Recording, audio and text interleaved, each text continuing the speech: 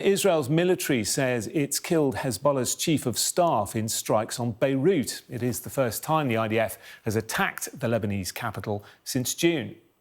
The IDF attacked the Hezbollah chief of staff in the heart of Beirut, who led the strengthening and arming of the terrorist organization. Prime Minister Netanyahu ordered the attack upon the recommendation of the defense minister and the IDF chief of staff.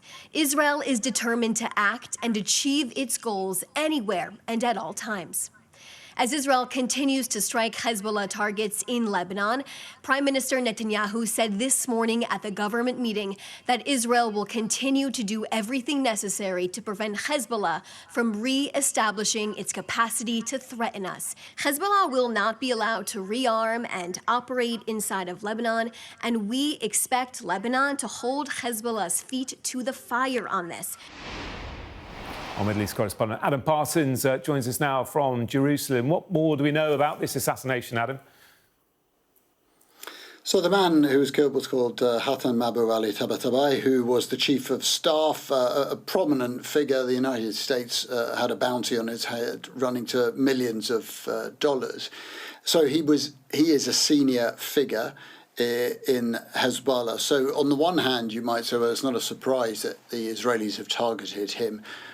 Actually, this is a significant escalation because remember, the conflict between Israel and Hezbollah has actually been subject to a ceasefire for the past very nearly a year.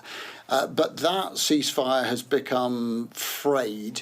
The Israelis bluntly don't think that Hezbollah is sticking to its side of the bargain, doesn't think that it's making any attempt to disarm. In fact, it accuses Hezbollah of rearming, of building up its supplies and developing new munitions. Particularly, Israel's very worried about Hezbollah developing drone technology. Now, as a reminder, Hezbollah is not the governing party of Lebanon. It's a complicated situation.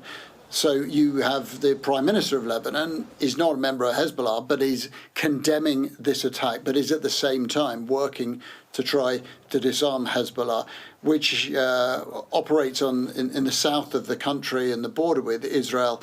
And that conflict that started when Hezbollah launched attacks following the October 2023 attacks that Hamas launched into Israel. They launched those, became reciprocal. Hezbollah was attacking the north of Israel. People had to be moved out of that bit of the country, and then Israel responded with artillery, with a ground invasion, and killed the thousands of Lebanese.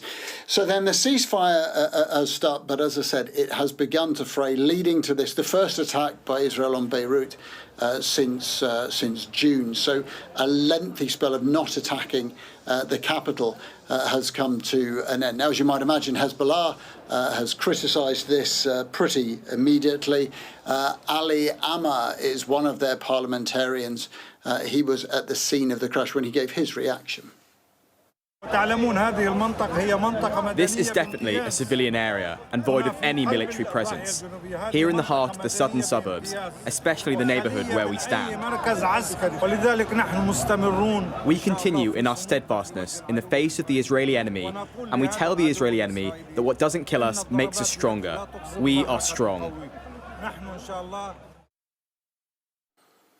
Lebanese are saying that 5 people have been killed in this attack, a number of others have been injured. I don't know if that number of fatalities includes Tabtabai. I assume it does. That has not been confirmed by them. It is the Israelis who are saying that they have confirmation that Haytham Ali Tabtabai has been killed in this attack. And an important moment for a few reasons. A is that Pope Leo XIV is due to be in Lebanon pretty shortly, actually, as part of his first foreign trip. So there'll be a lot of focus on Lebanon at that moment.